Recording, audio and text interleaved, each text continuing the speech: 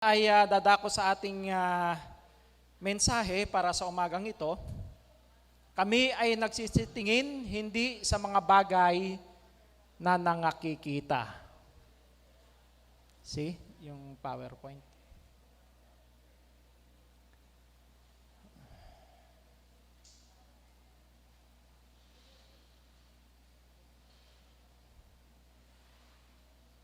Ayan. Kami ay nagsisitingin hindi sa mga bagay na nangakikita. Kung bakit sinabi ni Apostol Pablo na may sulat niyan sa 2 Korinto 4:18, sapagkat maging sa panahong iyon, no? Kita ni Apostol Pablo kung ano ang nangyayari sa sanlibutan.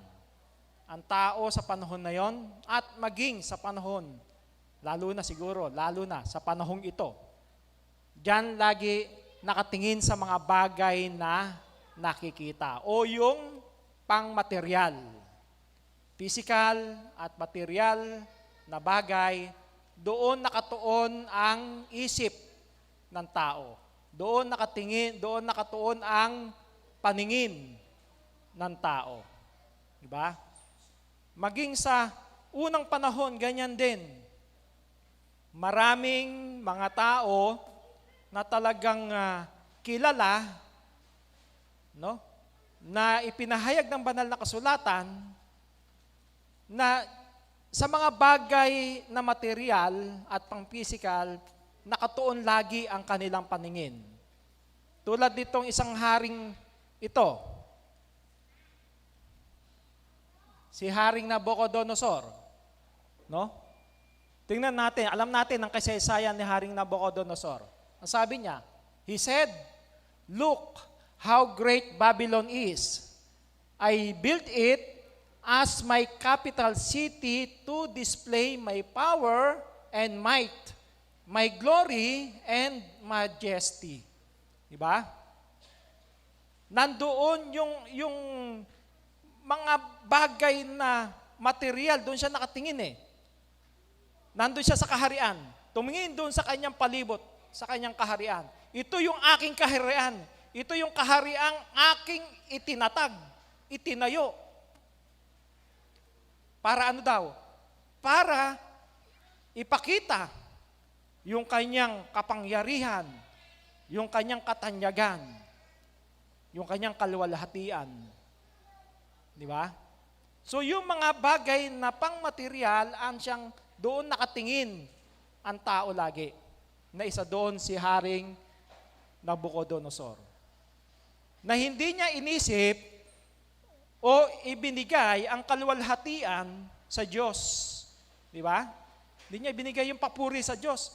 Na para bang siya lang dahil lang sa kanyang kapangyarihan kaya na itatag yung lahat ng kayamanan na yan, lahat ng kaharian na nakapalibot sa kanya. Yung mga bagay na material na yon na nakikita ng mata, para bang sa kanya lang galing. At yun, ang siyang magbibigay sa kanya ng kaluwalhatian sa bayan para papurihan siya dahil doon sa kanyang mga nagawa na yon. Pero, ang nakalimutan niya, yung ipagpasalamat sa Diyos. Kaya nung mangyari yan, noong nandun siya sa ituktok ng templo, pinagmamasdan niya ang kaharian na kanyang itinayo, kanya sinabi yan, ano ang ginawa ng Diyos? Pinarusahan siya. Aalisin ko sa iyo ang kahariang yan. Kasi lagi nakatuon lang yung kanyang isip doon sa mga bagay na material. No? Kaya ang ginawa ng Diyos, aalisin ko sa iyo ang kaharian na yan at ibibigay ko sa iba. Kaya ano nangyari sa kanya? Namuhay siya parang hayop. Di ba? Nawala sa katinuan ng pag-iisip, namuhay doon sa parang humaba ang mga kuko, ang mga buhok, no? Naging parang hayop na ang kinakain niya ay damo. Yun ang parusa ng Diyos sa taong hindi marunong tumanaw ng utang ng loob sa Diyos. Na para bang yung lahat ng bagay na yon, parang sa sarili lang niyang kapangyarihan, kakayahan, kaya naitayo ang lahat ng kaharian na yon. Hindi niya ibinigay sa Diyos ang papuri. Di ba? Parang si si Haring Herodes, ganun din nangyari kay Haring Herodes, di ba? Nung nagtatalumpati siya sa harapan ng maraming tao, dahil sa ganda ng kanyang talumpati, pinalakpakan siya ng mga tao. At sinabi, Diyos ang nagsasalita, hindi tao. Ikinatuwa ni Haring Herodes, hindi ibinigay yung kapurihan sa Diyos. Bakit? Inaakay siya noong kalwalhatian na ibinibigay sa kanya ng mga tao. Yung katanyagan, yung papuri ng tao, hindi niya itinaas sa Diyos, hindi niya ibinigay sa Diyos ang lahat ng papuri na yon. Kaya ano rin nangyari sa kanya? Inuud siya hanggang siya mamatay. So doon ipinakikita lang natin na kapag pala labis na puro doon sa mga bagay na nakikita ang doon nakatuon ang pag-iisip ng tao, masama ang epekto. Di ba? Nagiging masama ang epekto. Ngayon, maging sa panahon ng ating Panginoong Jesucristo, dumating yung panahon, bakit ba ang Panginoong Jesucristo ay hinahanap ng libu-libong mga tao? Ano ang dahilan? Bakit hinahanap ng mga tao ang Panginoong Jesucristo? Tinatanong siya sa mga alagad, nasaan ang Panginoong Jesucristo? Bakit siya hinahanap? Basa ng Panginoong Jesucristo ang dahilan kung bakit siya hinahanap. Ano ang sabi ng Panginoong Jesucristo? Next mga, Percy. Sinagot sila ni Jesus at sinabi, katotohanan sinasabi ko sa inyo, ako'y inyong hinahanap, hindi dahil sa inyong nangakitang mga tanda, kundi dahil sa kayo'y nagsikain ng tinapay at kayo'y nangabusog. Diba?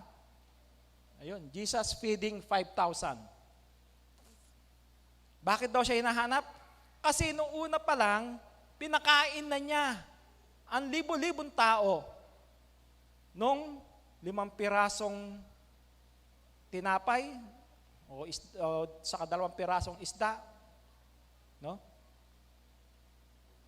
Sa ilang piraso na yon, nabusog yung libo-libong tao. Eh bakit siya ngayon nahanap ulit? Dahil napakain sila, nangabusog sila. Bakit hinahanap ang Panginoong Jesucristo? Dahil ba sila'y nanampalataya na si Kristo ay Diyos? Na si Kristo ay anak ng Diyos? Hindi. Bakit siya hinahanap?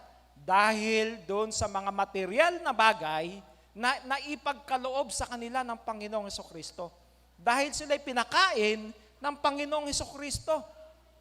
Di ba? Kaya ang kanilang tingin lamang doon sa mga bagay na pang-material, hindi doon sa pang-espiritual. Hindi sila nanampalataya sa Panginoong Jesucristo dahil sa sila'y naniniwalang si Jesus ay siyang Kristo, ang anak ng Diyos. Kundi dahil lamang sa tiyan.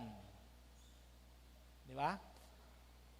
Ganun ang nangyari sa panahon na yon. Naglilingkod ba talaga sila sa Panginoong Jesucristo? Kung ganun ang pag-iisip ng tao, tulad nitong mga libu-libong pinakain ng Panginoong Jesucristo, na kaya siya hinahanap dahil doon sa tinapay at isda, dahil sa sila'y nabusog, dahil sa sila'y pinakain, dahil sa mga material na bagay, nananampalataya sila kay Kristo? May kabuluhan ba yon? Na sila'y kaya lang nila hinahanap ang Panginoong Jesucristo dahil doon sa nalamnan yung kanilang tiyan. Ano rin ang sabi ni Apostol Pablo? Next.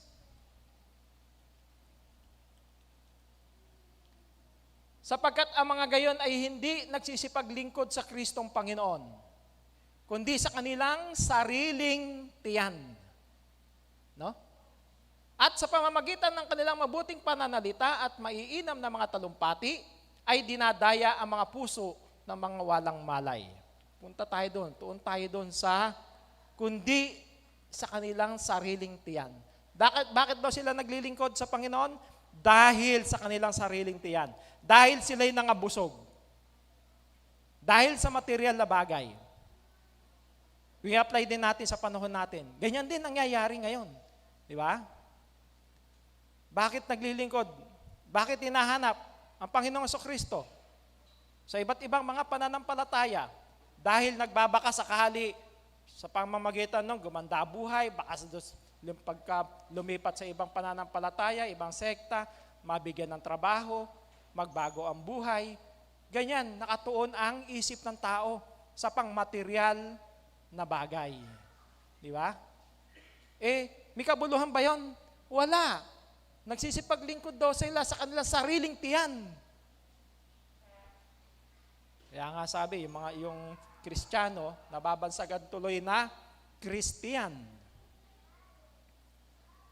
Kaya lang nananampalataya dahil sa pangtiyan, dahil nabusog, dahil sa mga material na bagay dito sa sanlibutan. Hindi karapat-dapat sa Diyos yung ganon. Ngayon, ang tao kuminsan tumitingin doon sa may mga pagkakataon na, no? Tumitingin man ang tao doon sa bagay na pang-espiritual. Halimbawa, naaralan, sumampalataya. So, nakapokus na ang isip doon sa bagay na pang-espiritual. Pero ano pa rin ang nangyayari?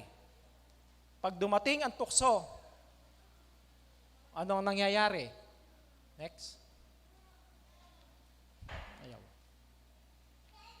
Sa Lucas 8:14, at ang nahulog sa dawagan ay ito, ang nangakinig. At samantalang sila'y nagsisiyaon sa kanilang lakad, ay iniinis sila ng mga pagsusumakit at mga kayamanan at mga kalayawan sa buhay na ito, at hindi nangagbubunga ng kasakdalan. Yun ang nangyayari. Tulad dun sa talinghaga ng Panginoong Kristo.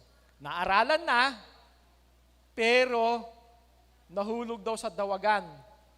No?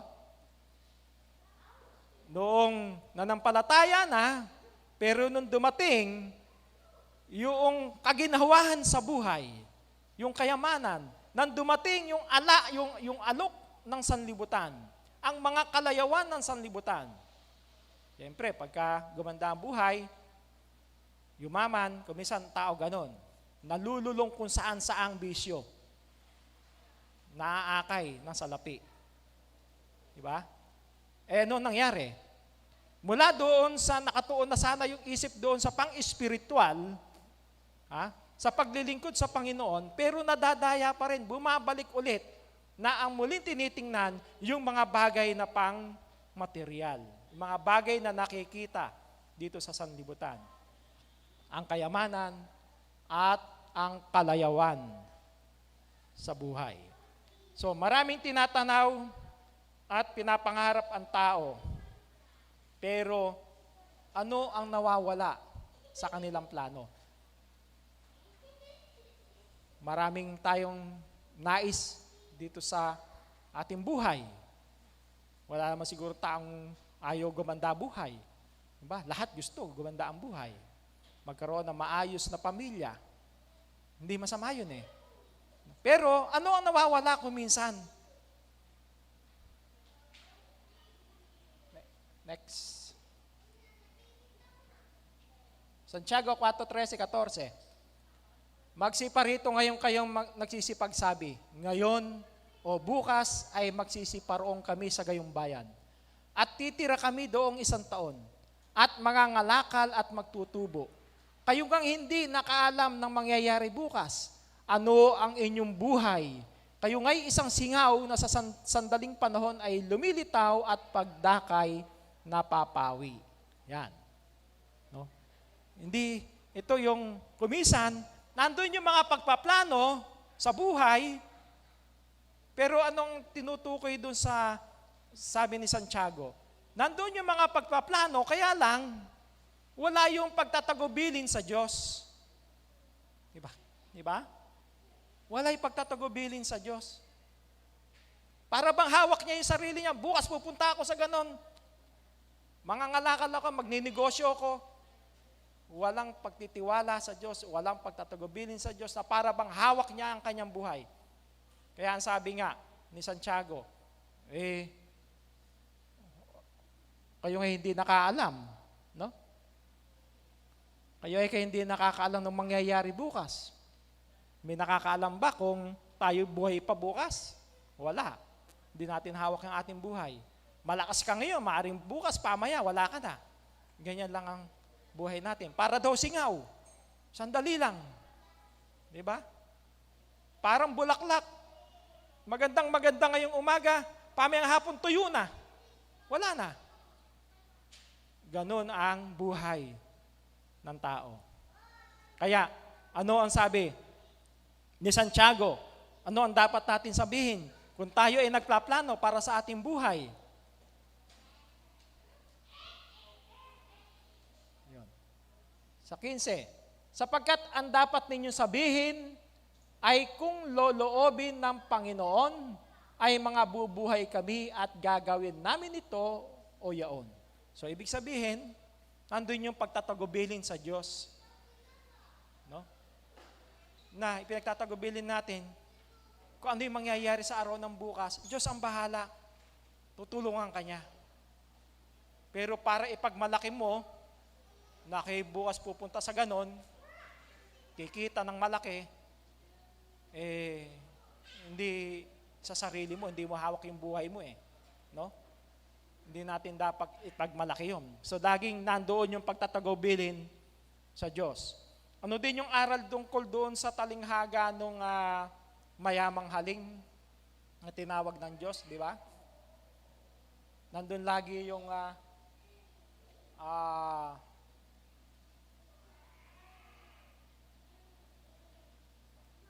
ayaw talaga.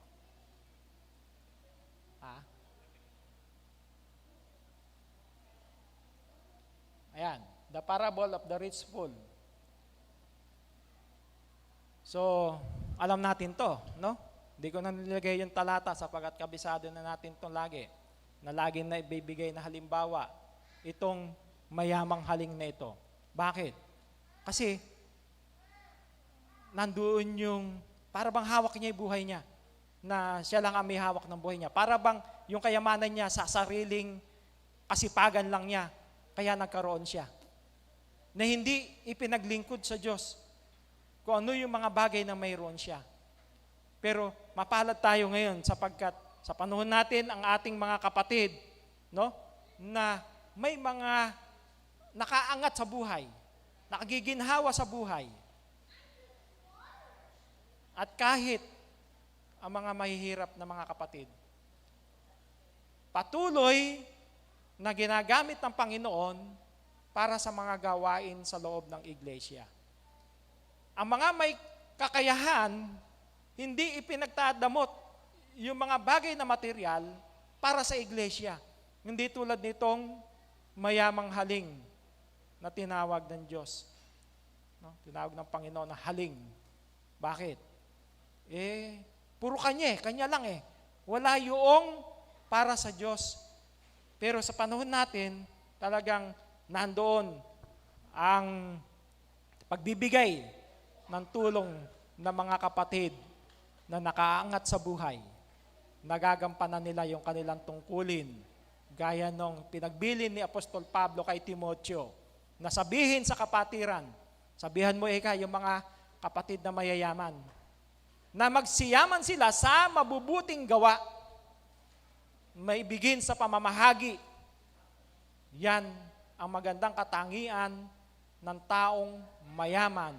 Mga kapatid na patuloy na tumutulong sa mga gawain, proyekto sa loob ng iglesia. Kahit nga walang-wala di ba? Kahit mahihirap talagang nagsisikap kahit sa ganung paraan makatulong para sa mga gawain sa iglesia. Ngayon, masama ba tumingin at magplano para sa mga bagay na nangakikita? Hindi masama. Hindi masamang magplano, hindi masamang tumingin sa mga bagay na nakikita. Pero, dapat, ano ang dapat gawin?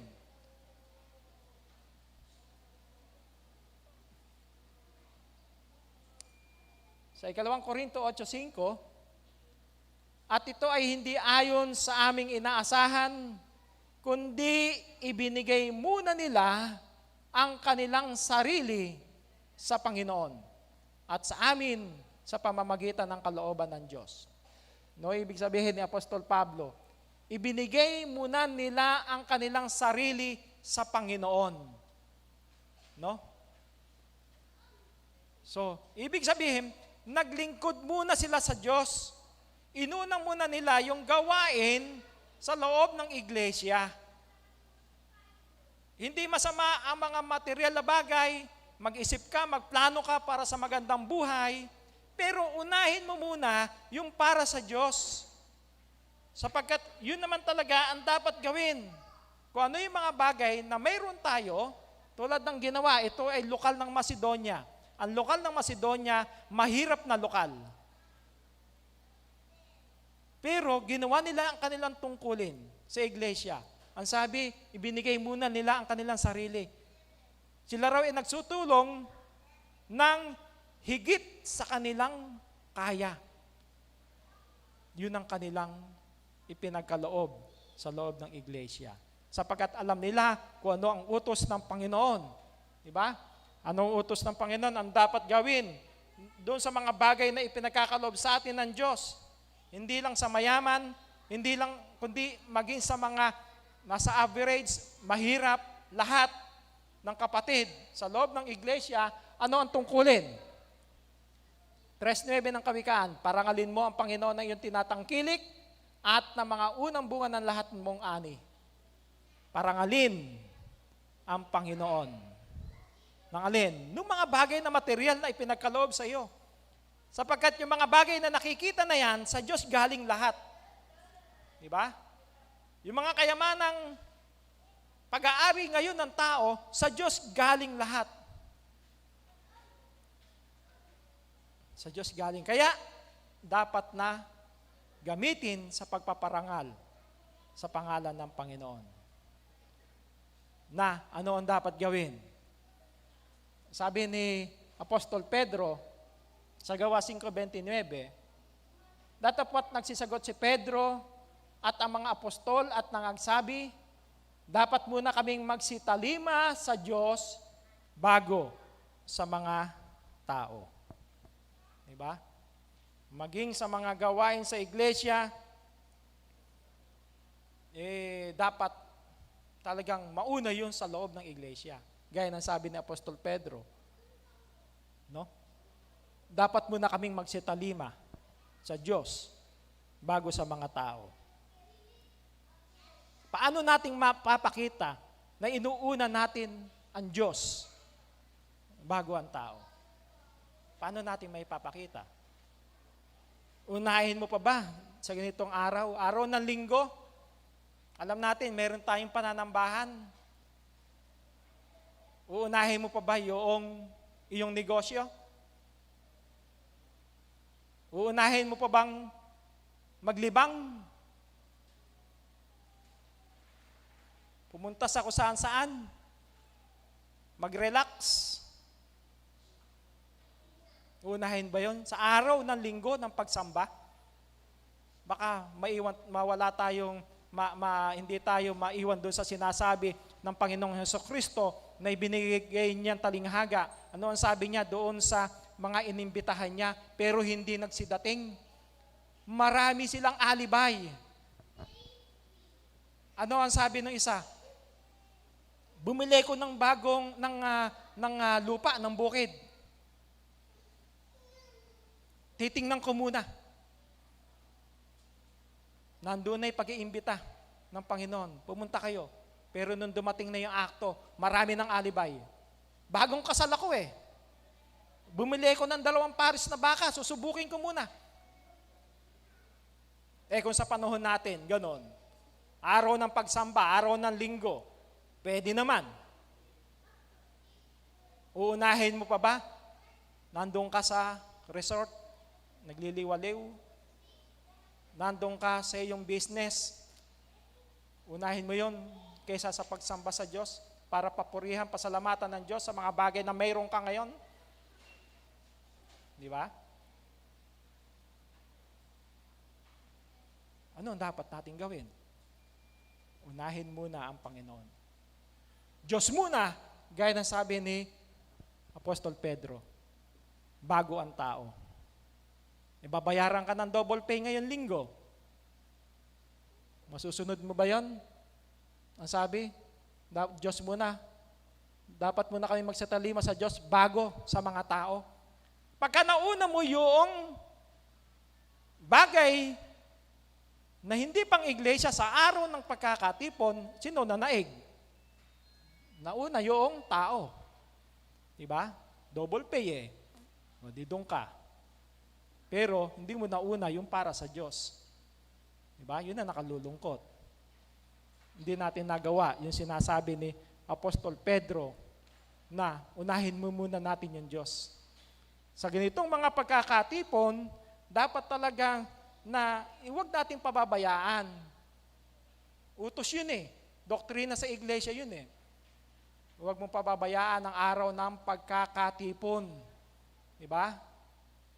Dapat na mauna ang Diyos. Kung meron ka ibang gawain, pamaya. After lunch, saka mo gawin. May panahon. Diba?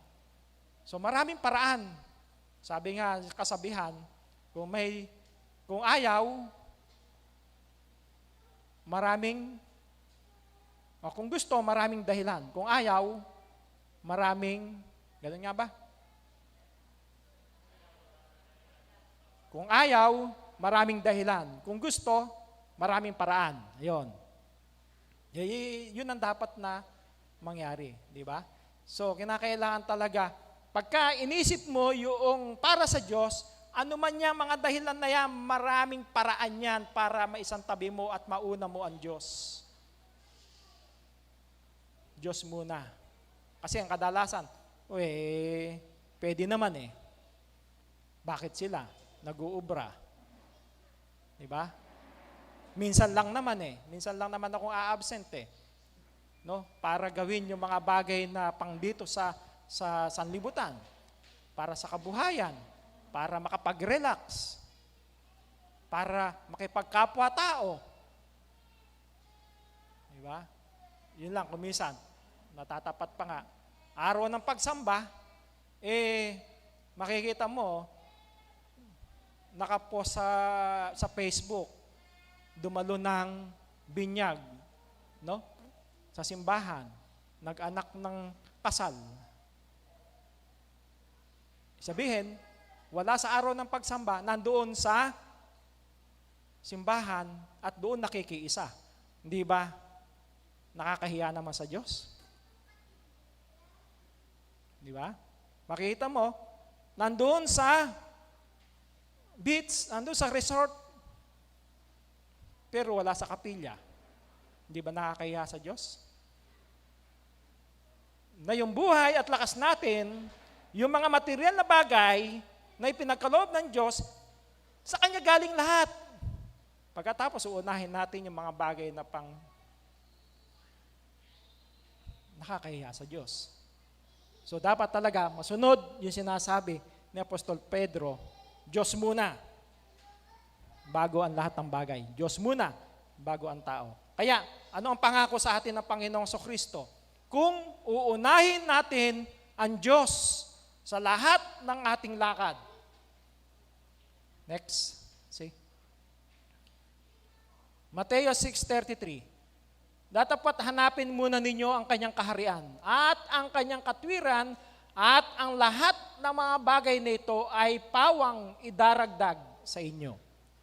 No? Alam ng Diyos lahat ng ating pangangailangan. Yan daw ang pinaghahanap ng mga hentil eh. Sino yung mga hentil?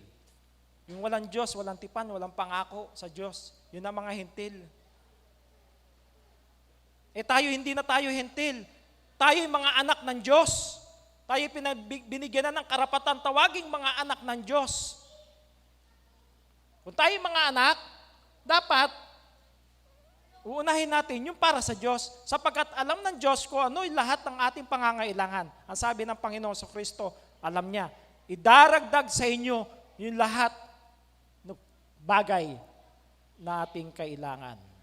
At bilang mga anak ng Diyos, ano ang dapat nating mas tingnan? 2 Korinto 4:18 sa ating paksa, samantalang kami ay nagsisitingin, hindi sa mga bagay na nangakikita. kundi sa mga bagay na hindi nangakikita. Sapagkat ang mga bagay na nangakikita ay may katapusan. Datapwat ang mga bagay na hindi nangakikita ay walang hanggan. Yun ang pagkakaiba ng dalawa. No, pinagkumpara. Yung mga bagay na nakikita, pang dyan lang yan, pang dito lang sa sanlibutan. May hangganan. Habang buhay ka, doon mo lang makakamit yan. Doon mo lang ma-enjoy yung mga bagay na material na bagay na yan. Yung mga kalayawan na yan. Hanggat buhay ka lang. Pero yung mga bagay na hindi nakikita, kapag ginawa mo yung iyong tungkulin sa Diyos, pang walang hanggan. Alin yung mga bagay na hindi nakikita? Ano ang sabi doon sa Hebreo 11:1? Ang pananampalataya ay siyang kapanatagan ng mga bagay na hinihintay ang katunayan ng mga bagay na hindi nakikita. Kaya kapag nauna natin yung pananampalataya sa Diyos, ginawa natin yung tungkulin natin sa Diyos, yun yung mga bagay na hindi nakikita, yung paglilingkod sa Panginoon. Dahil bunga ng iyong pananampalataya, pangwalang hanggan. Pero yung lahat ng yan, dito sa lupa, may hangganan. Yung pang-espiritual, yung pananampalataya natin sa Diyos, paglilingkod natin sa Diyos, pagsamba, pagpuri sa Panginoon, pang walang hanggan. Diba? Mabuhay ka man ng 100 taon, sandali lang yun. May hangganan pa rin. Pagkakaloob ng Diyos, doon sa mga, kung ang tinitigan mo, no?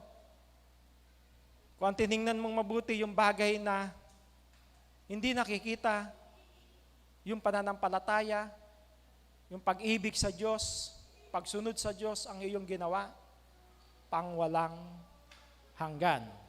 No? Kaya kahit dumating yung mga pagsubok, ang mga kagipitan, mawawalan ba tayo ng pag-asa nun?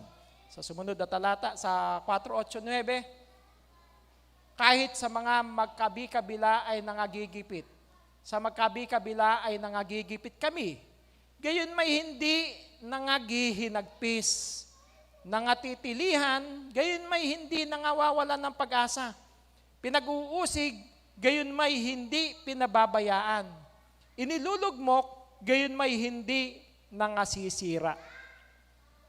Yun yung makakamit natin. Kapag ka ang tiningnan ng isang tao yung mga bagay na hindi nakikita, yung paglilingkod sa Panginoon, yung tungkol sa pananampalataya, dumating man na maraming pagsubok, tutulungan tayo ng Panginoon. Di ba? Hindi ka mapipigilan ng anumang bagay para paglingkuran ng Panginoon. Di ba si Apostol Pablo, ganun din ang ginawa. Anong sabi niya? Dami niyang pagsubok na dinaanan ni Apostol Pablo. Ilang beses siyang pinalo? 30, kulang ng isa o 40. No? Sabi, talagang marami siyang pagsubok. Marami siyang dinanas na hirap, pagtitiis. Sa loob at labas ng iglesia, marami siyang pagsubok na tiniisan. Pero napagtagumpayan niya yon. Kaya bandang huli, sabi niya, nakalaan sa kanya yung putong ng buhay. Sapagkat, kanyang nagawa yung kanyang tungkulin. Natapos niya yung kanyang takbo. Yung kanyang pananampalataya. Patuloy siyang naglingkod sa Panginoon. Kaya, nandoon yung kanyang pananaw na makakamit niya yung pangako ng Diyos. No? Ngayon, sandali lamang yung kapighatian. Ngunit walang hanggan ang kaligayahan kung uunahin mo ang paglilingkod sa Diyos. Gaya ng sabi sa 4:17 ng 2 Korinto. Next. Sapagkat ang aming magaang kapighatian nasa isang sandali lamang, ay siyang gumagawa sa amin ng lalong bigat ng kaluwalhatiang walang hanggan. No? Sapagkat ang aming magaang kapighatian Yung lahat ng mga dinaranas natin na yan, magaan lang yan. Kumpara natin, lalo si Apostol Pablo bumanggit niyan. Gaano hirap na dinanas ni Apostol Pablo. Magaan lang daw yun. Hindi naman natin dinaranas yung dinanas ng mga ng mga apostol noon. Hindi. Magaan lang daw yun. Di mas magaan yun sa atin ngayon. Pero natiis niya. Sandali lang daw yan. Pero, yung pagka naganap mo yung iyong tungkulin sa Diyos, yun na may pangwalang hanggan. Diba? Yung paghihirap naman dito sa sanlibutan, pagtitiis, sandali lang yan eh. May hangganan. Pag natagpusan mo yun, ang bunga nun, pangwalang hanggan. Diba?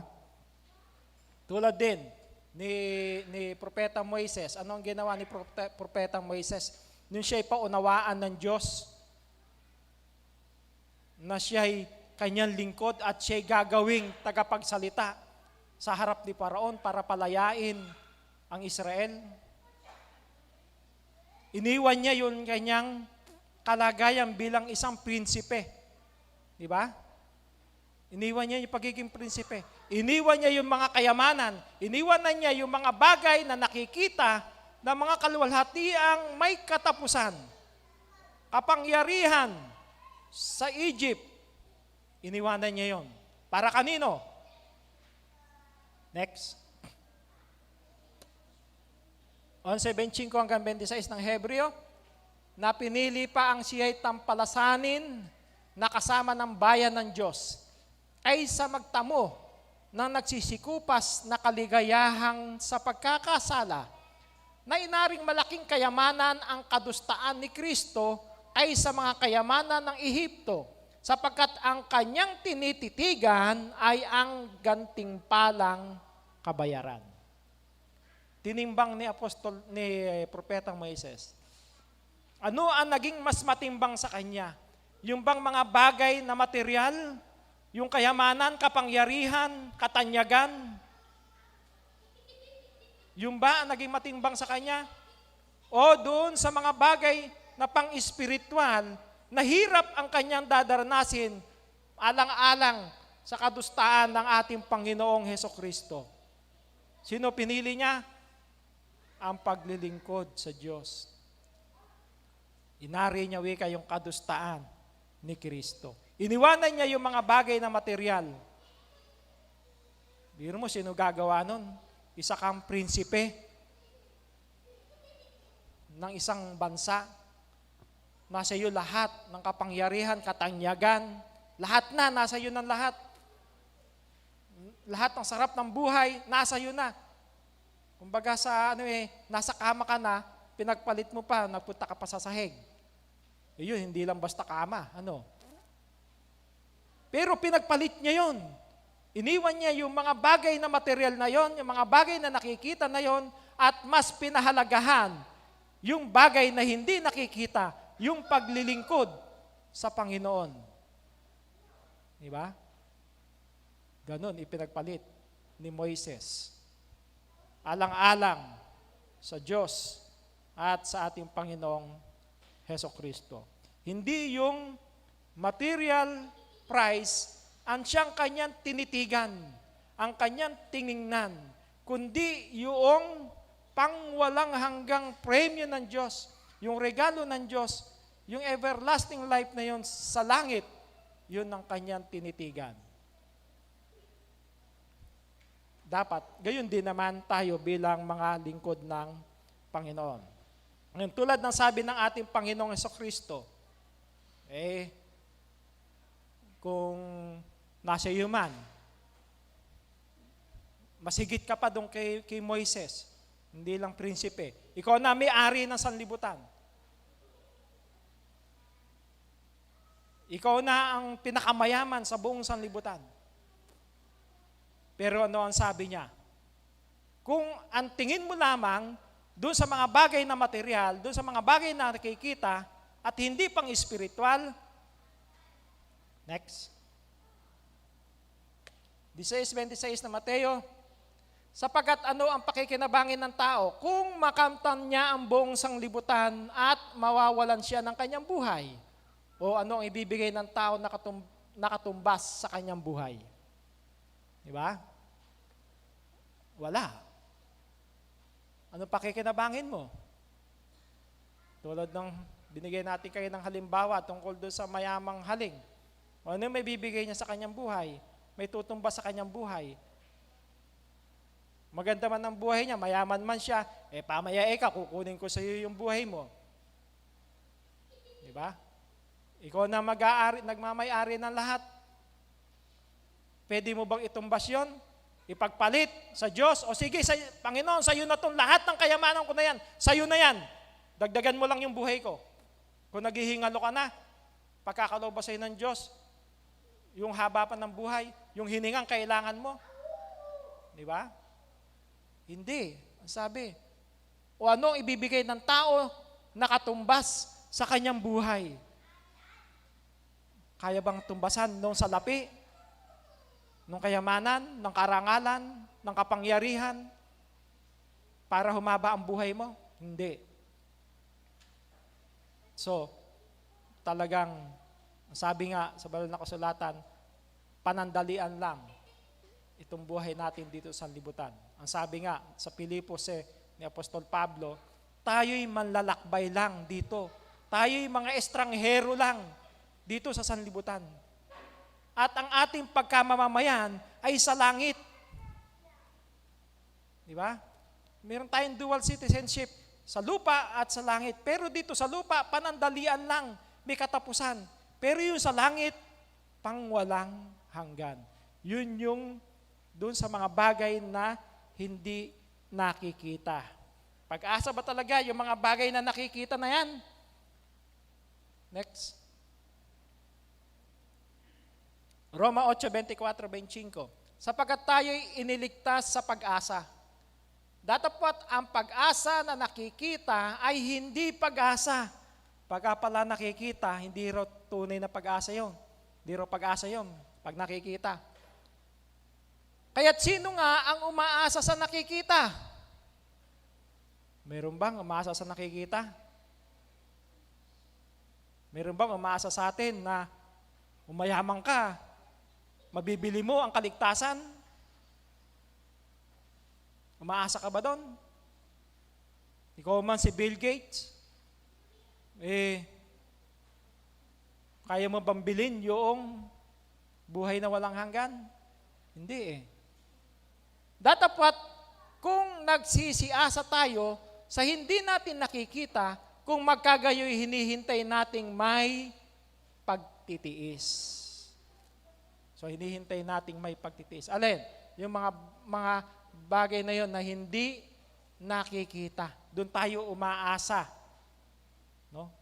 Hindi pa naman natin nakikita yung luklukan ng Diyos. Yung buhay na walang hanggan na ipagkakaloob ng Diyos, hindi natin nakikita yun. No? Pero nandun yung ating pananampalataya. At yun ay ating hinihintay na dumating. At kung hinihintay daw natin, hintayin nating may pagtitiis. Di ba? Kailangan ng pagtitiis. Patience. Kailangan yun. Para makamit natin yung pangako na yon na buhay na walang hanggan. Maraming tiisin, maraming struggle, maraming pagsubok, maraming mga bagay na hindi magaganda na mangyayari pa sa ating buhay, pero kinakailangan na laging nandoon yung pagtitiis, no? Upang makatagal tayo sa ating paglilingkod sa Panginoon, upang makamit natin yung pangako na buhay na walang hanggan. At yun ang ating hinihintay kung tayo ay may pagtitiis. Tandaan natin, ang makakakamit nung pinapangako ng Diyos, doon lamang sa taong mayroong pagtitiis. Diba? Pero pagka wala kang pagtitiis, hihinto ka, wala kang makakamit. Di ba parang sa isang palaruan lang, sumali ka sa marathon, sa paligsahan, no? Sa gitna pa lang huminto ka na. Nag-stop ka na. Ayaw mo na, pagod ka na. Hindi ka na makatiis doon sa hirap na dinaranas mo. No? Kung tumatakbo, marathon yan, hindi ka na, talagang habol hininga ka na. Hindi mo na kaya, huminto ka na. Meron ka bang makakamit na prize? Kahit consolation prize lang? Wala. Pero kapag ikaw ay unti-unti, nagtitiis ka, hindi ka man mag-champion, no? Sabi ka sa mga palaruan, may champion. Oh. Hindi ka man mag-champion, pero may mga consolation prize yan. Basta't makarating ka dun sa finish line. Meron yan. Kung hindi ka na nakatiis, nasa gitna ka pa lang, huminto ka na, umatras ka na, wala. Out ka na. Di ba? So, ganun din naman sa paglilingkod sa Panginoon, kinakailangan ng pagtitiis. Di ba? Ang pagtitiis, yun ang paraan para makamit yung pangako ng Diyos. Alin ang pangako na ipagkakaloob sa atin? Next. Unang 1:25, at ito ang pangakong kanyang ipinangako sa atin, ang buhay na walang hanggan. Yan. And this is the promise that He made to us, eternal life. Yung buhay na walang hanggan ang ipagkakaloob. Kangino? Doon sa lahat ng magtitiis. Doon sa lahat na ang tinititigan, yung mga bagay na pang-espiritual, yung pananampalataya, paglilingkod sa Diyos, yun ang mas pinahalagaan. Inuuna ang Diyos bago ang lahat ng bagay. Yun ang magkakamit nung reward na yon, nung promise na yon, pangako ng Diyos na buhay na walang hanggan.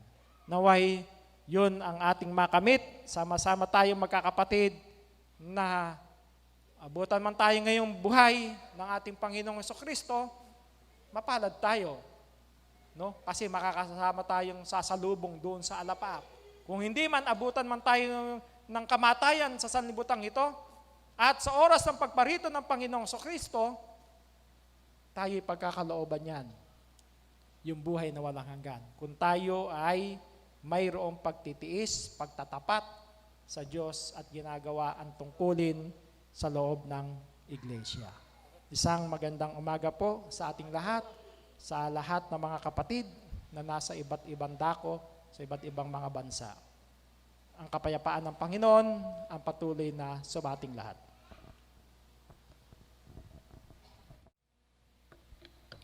Maraming salamat po, Minister Ferdinand Lorido, para po sa pagtatalakay ng ating mensahe. At para naman